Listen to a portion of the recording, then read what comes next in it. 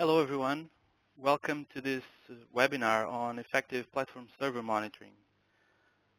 This webinar we will be talking about monitoring and the various practices and also some tools.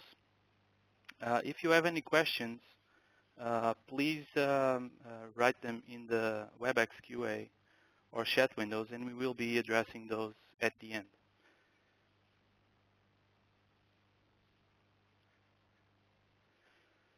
My name is Cunha. I am the team leader of the platform operations team, which is part of the expert services organization here at OutSystems. And you have my contacts there if you want to contact me about this topic or anything related to the platform. Please feel free to contact me. So our agenda for today, we will be talking obviously a bit about what is monitoring, uh, trying to discuss several cases here. We will be also talking about why is monitoring important, why is this such a hot topic nowadays. We will discuss a little bit how to do monitoring, especially something that we called here the 3 layers of monitoring, and also the multiple suites that you have available to do monitoring. Then we are going to cover some key metrics that you need to be using to effectively monitor your OutSystems platform installation. And then we'll be talking about Infrastructure Monitor, which is a tool we built in the experts team and just released in the Forge, which will allow you to do monitoring of infrastructure layer, as we'll see later on. So we're going to talk about what it is, how it works, the requirements. I'm going to show it to you a little bit in a demo, and then I'm going to cover a couple of troubleshooting scenarios with the tool. So what is monitoring? If you look online for the monitoring definition, you'll see a bunch of different definitions. Monitoring is something that can be applied to a number of different domains. Um, so there's always different definitions for the term in the practices. There's this definition I found at Wikipedia that I really like, which states that monitoring is to be aware of the state of a system, to observe a situation for any changes which may occur over time using some sort of monitoring or measuring device. There are a couple of things about this definition that I like. It's basically the being aware of the state of a system. It means that it's supposed you are supposed to be constantly aware of this of how your system is going. And also there's this component of actually seeing the changes or trying to find the changes that may occur over time. So this is not only just a static thing. The idea is that you are really aware and that you can react to things that happen in your system. Also, if you search online, there are uh, various various types of monitoring. Maybe the biggest one nowadays is actually the application performance monitoring. But you also have business process monitoring, infrastructure monitoring, functional monitoring. There are all these different kinds, and we are going to talk a little bit about this later on how we can actually structure these different kinds of monitoring. So why is monitoring so important? Like I said before, essentially by giving you metrics, it allows you to establish the performance baseline of your system. This means that you are no longer based on assumptions or estimations or guessing to actually understand how your system is working and how it is performing for the end users. So using these real measures of the service level so that you can keep a conversation about how your system is performing and that you can know how your system behaves. Like we saw in the definition of monitoring, if you are aware of how your system behaves, you are able to identify common patterns and you are able to recognize trends. And most importantly, you are able to predict issues using those trends and actually predict scaling needs or that something is going to happen in the near future.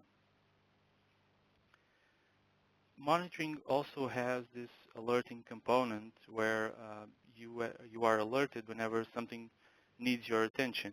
This is very important because obviously you can go to the monitoring tool and every day have a look and check how things are going, but you really want to be warned when you're not looking and if something is going wrong. So this allows you to be warned and it allows you some time to react. It also allows you to reduce the time to detect and the time to resolve issues. These are common service level metrics that you may need to be aware of. So alerts are really important for these two metrics. Now, like I said before, there are different kinds of application, different kinds of monitoring. Um, I've tried to kind of put this together in a three-layer model of monitoring, which are basically applications layer, services layer, and infrastructure layer. So in each of these layers, you want to be monitoring different things. To start with the applications layer, um, this is what is usually called the application performance monitoring. In here, you are trying to look for the end user experience. So you are really trying to understand how the end user is working with your application, if he is having a good experience or not. Then on the services layer, you are mostly concerned about servers, performance, and availability. And in the case, especially of the OutSystems platform, you are basically concerned with the application server and the database server, if they are handling the load properly, if they are available, and also the services of the platform, which deliver emails and run business processes and timers. You also need those to be running properly if you are using these features. And then on the infrastructure layer, you have typically the server and network resources that these are the basis for the other layers really, where you will be monitoring CPU, memory, I/O, network. You can monitor much more things here. These are really the basics. Now, there's another view of these three layers also, which is the view of the developers, which typically the developers are more concerned with checking how the application performance is doing. So they kind of have a top-down view on monitoring. And also there's the view from operations, which typically focus on the infrastructure, how the servers are performing. And so they have what we can call a bottom-up approach to monitoring as opposed to developers. So there's kind of a disconnect here between developers and operations, where typically when they need to drill down to troubleshoot some issues, and they kind of start with different angles. We will be talking a little bit more about this later on also.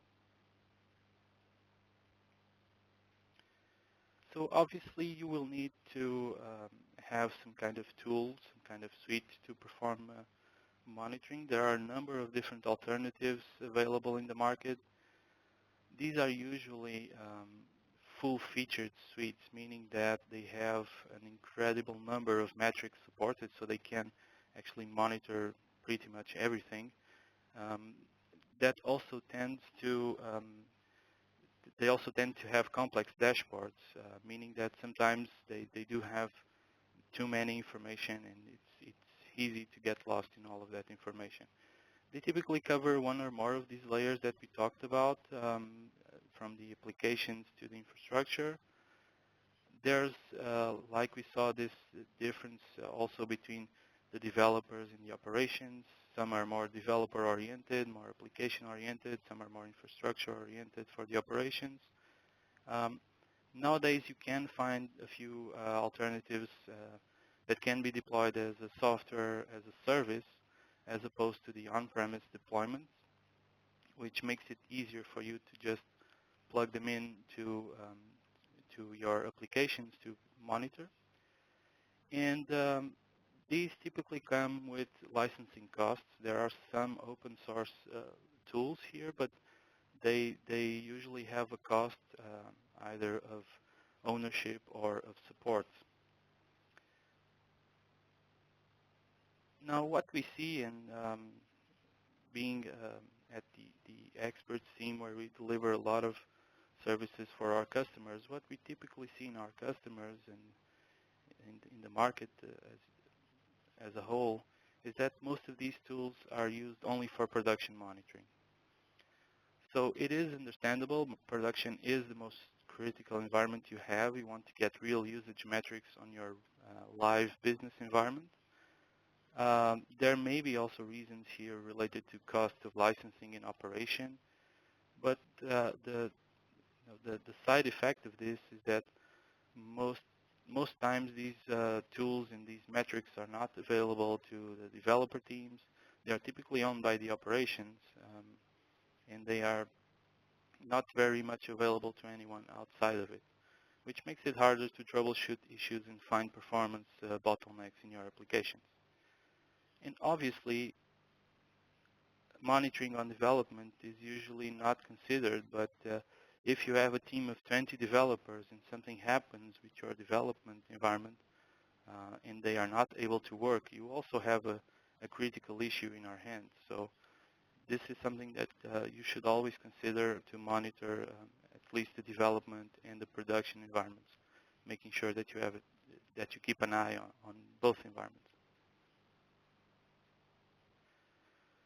So when we talk about the OutSystems platform, the typical scenario that we have is for transactional web applications, meaning that a user makes a request for a screen or some function to a web server. This request will then result in one or more requests to the database to actually get data out of there. It can also result in a number of requests to some kind of integration or back-end server. And then the web server will compose the response and send it to the user. So in this flow, in this typical scenario, what are the kinds of metrics that we are expecting to see on each of these components?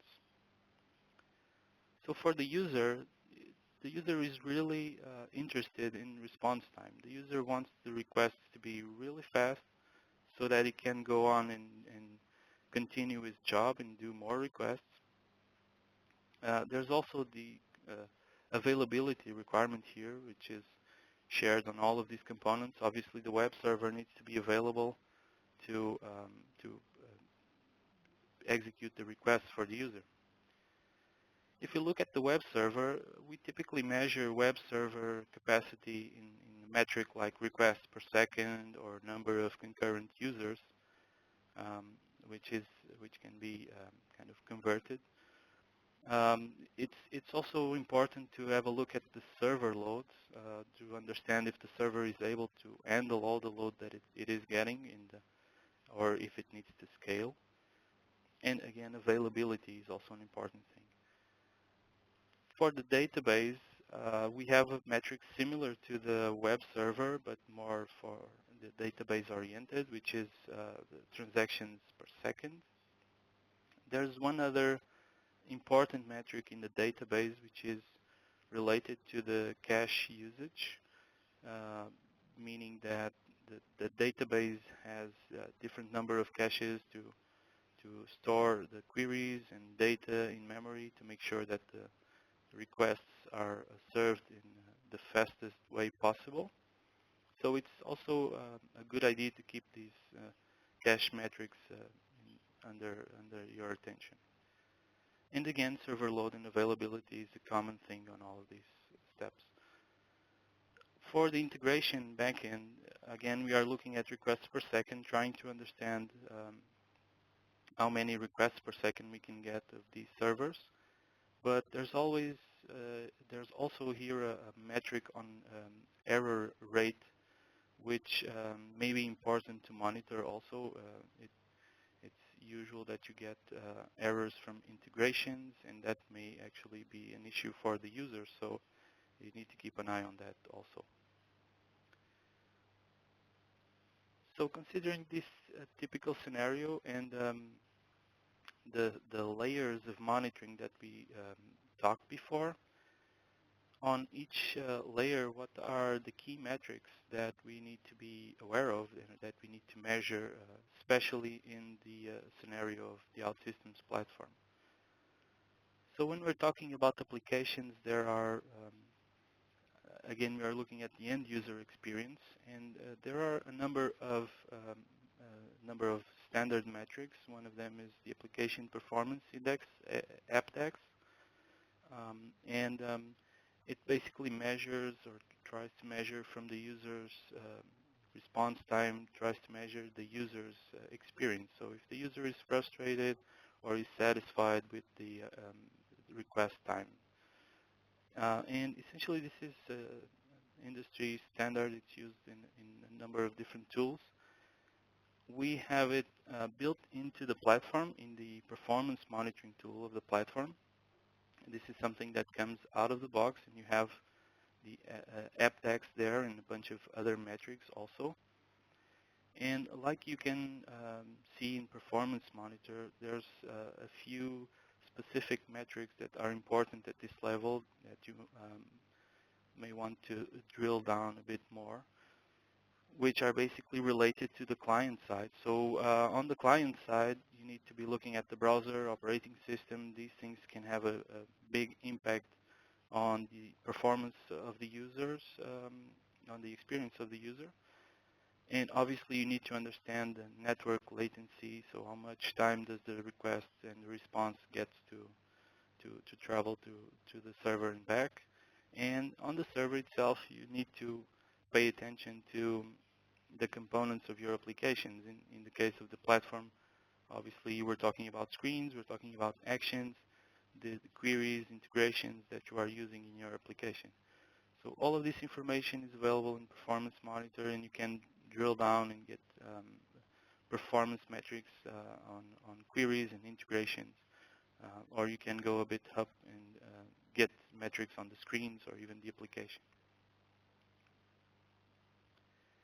Now on the second layer, on the services layer, we are looking at the servers basically. And in the servers, in the application servers in this case, so IIS for the .NET stack, JBoss for the Java stack.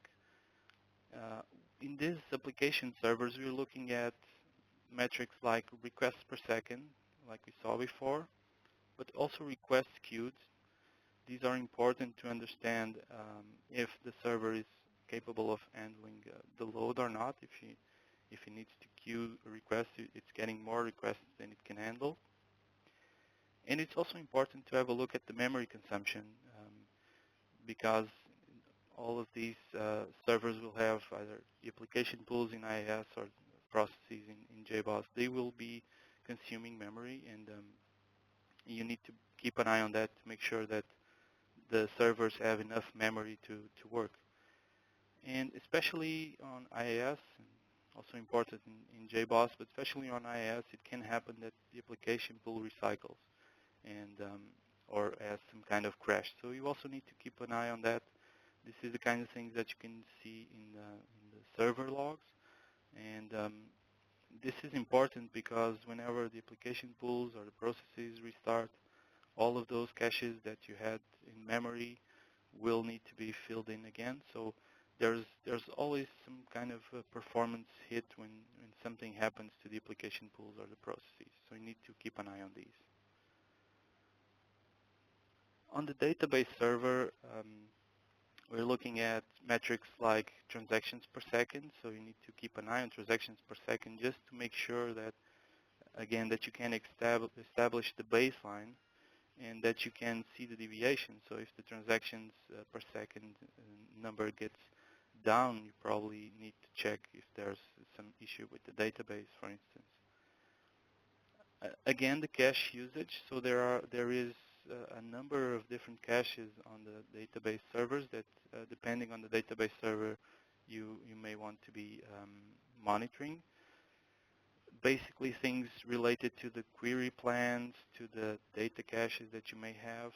And it's really also another metric that's really important is the number of recompiles or parses that you get on the query plans, meaning that sometimes the database will need to recompile the query plans, and that's something that can impact your queries, that can impact your application performance. So that's something to also be aware of. And then on the database, you have waits and locks. So waits means that the database is waiting for something else, the CPU, the disk, or the network. And these waits can be, obviously they will have impact, and the locks will have impact on the performance of your application. But these are especially important because you have query timeouts. So if the queries do timeout, you will have errors in your application. So you need to be aware of this, and you need to see if you have a high number of waits, high number of locks, if they are increasing, decreasing, to again try to predict any issues that may come from that situation. A few other things to look at this services level are the platform services, typically the scheduler service and the performance of the scheduler service, and integrations and message queues that are also used with the platform. These are typically, the most important thing here is typically to do just availability checks, so check if the services are up and running. But you can also do performance checks, so you can do, you can monitor the number of emails that are sent by the platform, or you can monitor the timers that are running, for instance, and that may give you important insights into your applications. And then at the bottom, we have the infrastructure layers. So at this point, we are basically looking at server resources. CPU usage, CPU queues. The CPU queue is very important to keep an eye on because it may indicate that you are having some scaling issues with the CPU. If you have CPU queues, means that there are threads that are not being processed in the CPU, so maybe the server is not being able to handle that load. So you need to keep an eye on those. It's an important metric also. You have the memory usage, which is very related to the application pools we talked before, the processes that are running on the machine. And sometimes you can actually identify by monitoring the memory usage, you can actually identify the recycles or crashes or something that is going on the server. Then you have the network usage and the errors, network errors. These are also very important to keep an eye on, especially if you are concerned about bandwidth. If you have an application with features like documents uploading or downloading, these will typically consume bandwidth, so you need to keep an eye on this, making sure that you have available bandwidth. And then the disk usage and the disk queue. So typically the disk, especially in the case of the OutSystems platform, the disk is typically not a concern unless obviously you need to have free disk space for the platform and for your applications to work properly. But the disk space here and the disk queue here typically indicate that there is some kind of memory pressure and that you are using the virtual memory on disk to as a swap memory. So this kind of gives you those indications also. It's may not be directly related to disk, but you will see signs of other things like memory pressure on this one. And obviously the queue is important. If you have disk queue, probably the disks don't have the performance you need, so you need to take a look at that also. So on the infrastructure side, these metrics are also important to have because they add context to the whole application and services metrics. They are much more focused on the resource consumption, but basically They identify much better any scaling needs that you have on your servers, and it's typically also they provide you with faster alerting because it's easier to actually detect the CPU condition at 100% for a small period of time than to actually detect the application performance indicator that is getting the response time is getting bigger over time. So this provides you with a faster alerting in the infrastructure layer. And also these metrics are more generic, so they can be applied to all servers, front-end servers, database servers, even the integration servers, you can apply those to them also. Now, we've talked that for the application layer, we have performance monitoring built into the platform. For the infrastructure layer, we have been building at the experts team this tool called Infrastructure Monitor to exactly to give you this layer of monitoring that was somewhat missing with the platform. So the goal of this infrastructure monitor tool is really to give you simple and effective monitoring for the infrastructure layer. We're not looking for complex dashboards or metrics here. We are really looking for those key metrics that we just talked about on the infrastructure layer and actually showing them to you on the platform and on the platform servers. And together with recommended thresholds that we have found for each of these metrics that work well for most situations. This is a tool, this is a lifetime plugin, so it will be integrated in the platform's management console in that more menu that you see there. The idea is that you use the same environment, same servers that you have configured in the platform to do monitoring on. It's right next to the performance monitoring option, so again, it makes it easier for devs to also have access and have both access to both data for application performance and infrastructure performance. And it also covers this goal here of bridging that gap between the developers and operations by having um, in one place the tools needed to get the monitoring information, all the monitoring information that you need. It also has email alerts built in. So like we talked, alerting is an important feature of monitoring tools. We have email alerts. They will be sent based on recommended thresholds and the duration of events. These are also recommended values that we've set up in the tool.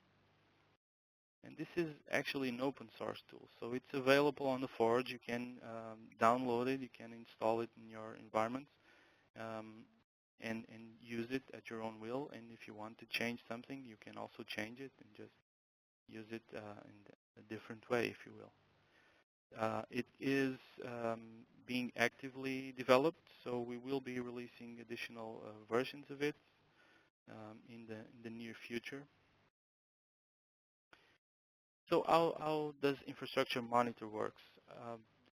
It's a lifetime plugin, like I said, so when you install it, you publish the component in the lifetime environment.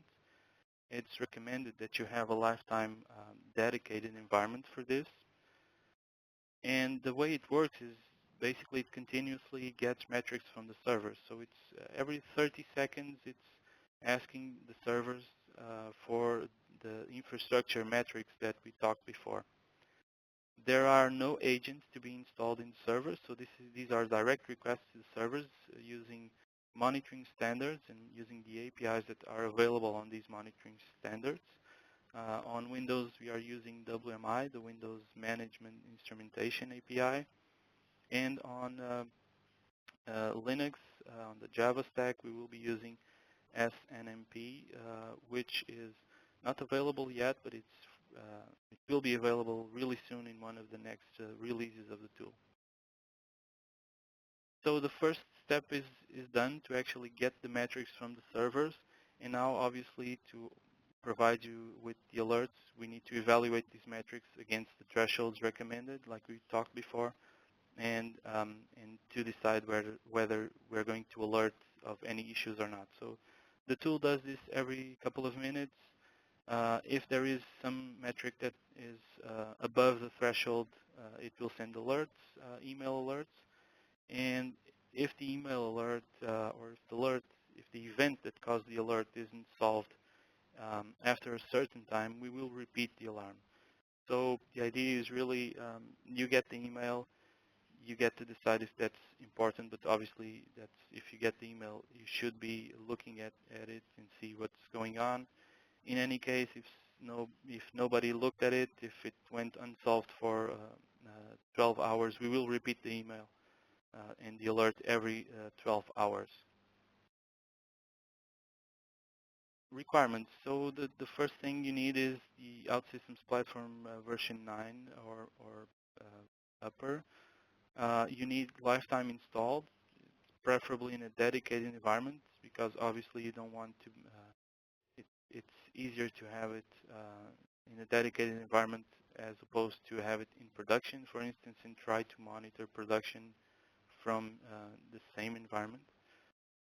You will need to be on the .NET stack for now, either with SQL Server or Oracle database, but we are releasing the Java stack support really soon. So if you are interested on this, also please leave some feedback in the component discussions or here in the WebEx, and we will get back to you on that. We're also interested if you would be um, should be available to be a beta tester for this stack, so please let us know something about it. There are a few more configurations that need to be done on the servers for the tool to work properly. Essentially, you need to have the TCP port 135 open from the lifetime servers to each server that you're monitoring. This is the standard RPC port, so most of the times it's already open and available. You will need to create an Active Directory user account for the monitoring tool to actually access the WMI API. This has a kind of a smaller requirement here, which is that all servers must belong to the same Windows domain. So you need to be aware of that because you'll need the same user account to monitor. There are a couple of more configuration steps that are detailed in that link there. It's a document with the configuration steps. There are just a couple of more. There are not that many. Just making sure that your server has a set of configuration that is working, that will allow the WMI access and that it will work properly. For the Java stack, obviously we will need SNMP installed and we will need the standard TCP port 161 open, but we will give more details about it when we release it, obviously. So now it's demo time. So let's open infrastructure monitor here. So I actually have one of our platform installations here, and I will go here to this MAR menu and open infrastructure monitor. And you get the first thing that you get is this dashboard, which lists the environments where you have monitoring enabled. In this case, we have only the development environment. It already has 2 events that we can look at if we just click it and go through the environment. So here you can see all of those metrics that we talked before. These are the details of the actual environment. So you have CPU usage, CPU queue length. You can see the usage going on in here. You have memory usage, network usage. You have the disk space. So you can see that we have some disk space issues in this environment. We're already occupying 94% of disk space. And you have this network errors also with packets discarded, packets errors. And this is important to see if something is going on with your network cards or something. You can also see by these red lines here the recommended thresholds that we talked about before. So CPU usage should be always below the 80% mark. Memory usage also below the 80% mark. On the CPU queue length, you actually don't see the threshold because it's higher than 10. It's 12, I believe. So we have no queue. We just had this instance a while ago, so that the threshold doesn't even show up here. You have this time frame, so we can go back, let's say 12 hours, and you can see how the server was behaving for the past 12 hours, day, or the past month. This is important for the analysis. So if you have some issues to troubleshoot, this is important so that you have context, so that you have that performance baseline that we talked before, and you can actually compare and see how the server was doing like a month ago. You also have this all events detail here, so you can see all the events that happened in the server. You can see that we have this disk space usage event still active. It's still not solved. We have a couple more solved, and if we go here back like 1 day, for instance, you'll be able to see, like we talked before, that the disk space usage alarm is being repeated every 12 hours. So this is to make sure that someone really needs to get there and clean up some disk space. Now let me show you how you would configure. So we have the development environment here. We don't have production active yet, so we can go to this configuration option here, where we have all the environments of the platform listed. So we actually want to activate production. Let's switch production on. And on the configuration page, you can see that we have two configuration lines. So we have only one server in this environment, which is the controller and front end, which already has this name filled in here. I used it before. But you can also use the second line to configure the database, for instance. So if you want to also monitor the database server, you would configure it here, and you could do it for the production database also. Make sure that you have this active flag set. And then, like I said, we need to have the WMI user credentials. So I'm just filling in the password here. We have the username, the password, and the Windows domain. And when we enable monitoring, it will try to access the server with those credentials, and it's already on, so the credentials were correct. Just one more remark also regarding the alerts. So here you can see the alerts configuration. You can basically add emails here to be warned whenever thresholds are surpassed. And if we go back to the dashboard, we should already see two environments. We have development and production being monitored. On the production side, you already have this unable to fetch metrics, so it's trying to get the first metrics out of the server. This will be here for a few minutes, but as you can see, it has nothing yet. But it will, in a couple of minutes, it will have metrics like the other one, and we will be able to see something here. So these screens also auto-refresh after a while. So if you just leave the screen open after 5 minutes, by default, they will auto-refresh, so you can see the metrics constantly updated if you want to use this as a monitoring dashboard in a TV in the wall or something.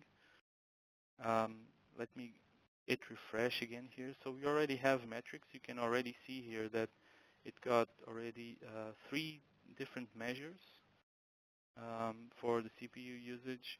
And now with the continuous usage, it will record all of these metrics, and it will give us the same kind of graph that we have for development, for instance.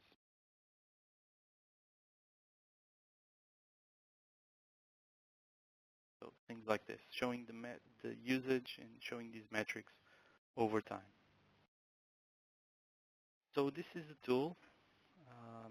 Let me get back to the presentation to talk to you a little bit about troubleshooting and using the tool to do some troubleshooting.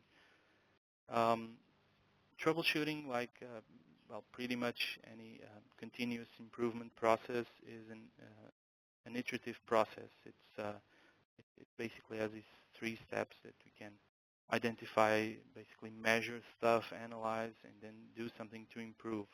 And here is in troubleshooting with the infrastructure monitor, or really any monitoring tool, is exactly the same. So you need to have the measures, you need to have the values, so that you can analyze and then decide on how to improve. In this case, like we said before, the goal is really to identify patterns in the metrics that we are collecting, recognize those trends, recognize the deviations on the trends. Um, you can correlate the data that you get from infrastructure monitor with data from the platform analytics, the performance monitor, the logs of the platform, the logs of the servers. So you can use a whole bunch of different data to make sure that you have all the data points to do your analysis, and then apply corrective measures, which typically at this level either mean that you will need to scale or reconfigure some server or services, or that you will actually identify application fixes that you need to perform or do some improvements in your application. So let's have a look at a couple of examples that I have here.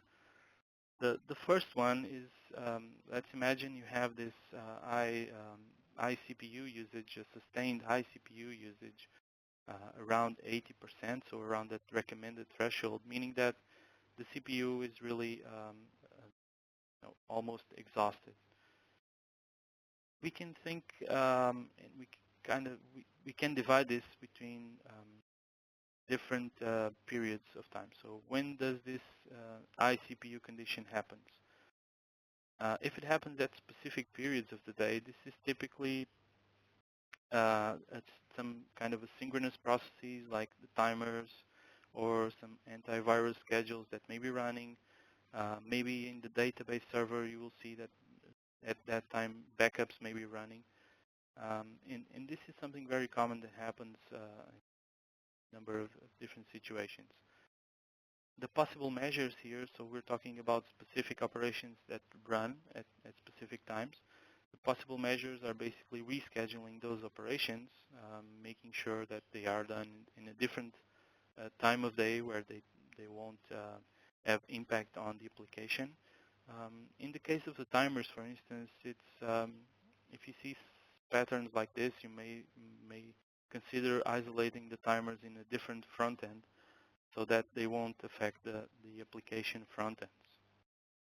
Now, if we are seeing this pattern throughout the working hours, this is typically much more severe case, and it's typically an indication that we're reaching CPU capacity.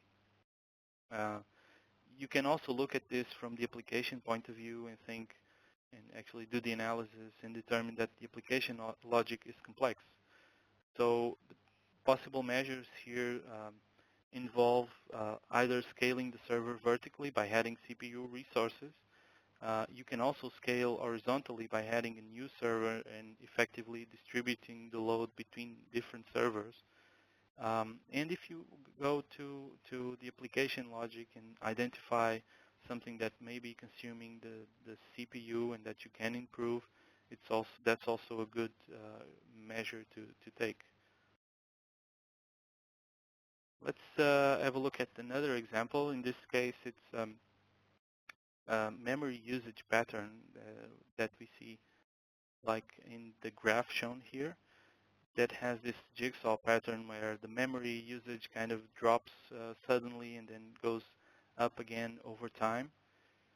Again, if we think about when does this happen, if it happens over a few days, this is usually a pattern of application pool recycling. So whenever the memory usage drops suddenly, it means that application pool recycled, or you had some crash in any process or something like that. So if this happens over a few days, you will see that the application pool recycles and then it will fills up the memory again. So these are probably related to maximum configurations of memory in the application pool, so you can have a look at that. If it happens in the same day, within a few hours, it's typically a more severe condition, and it's really an indication of not enough memory in the server to handle your application's load. So possible measures here, you can check the application pool memory limit configurations, see if you have enough memory in the server to actually give a bit more of memory to the application pool so that they don't show this behavior and avoid the recycling. That's the goal here. If you have some application logic that has high memory consumption patterns, you can also review that and try to find alternatives for that. Things like loading Excel files into memory, stuff like that. Things that have a heavy usage of memory. And obviously you have that also that infrastructure side of the measures where you can also increase the total server memory and make sure that you also reconfigure the application pools so that they take advantage of this total memory, this new memory that you get there. So as a recap, we discussed why monitoring is crucial. It allows you to measure the application performance and infrastructure performance. It allows you to predict any issues or any scaling needs that you may have. It allows you to improve your application performance and overall your OutSystems platform performance. We talked about the 3 layers of monitoring. Basically, try to create a model to approach this monitoring practices and what kinds of things you need to look at each layer. We talked about different suites of monitoring tools that you may be using already. Probably you are already using them in production. Make sure that you also consider using them on development and get all the environments on the monitoring tools. We discussed the most relevant metrics that you keep an eye on. In every layer, there are a few metrics that you need to really be aware of to make sure that you have the best performance possible, and most of all, that you know exactly how your system behaves.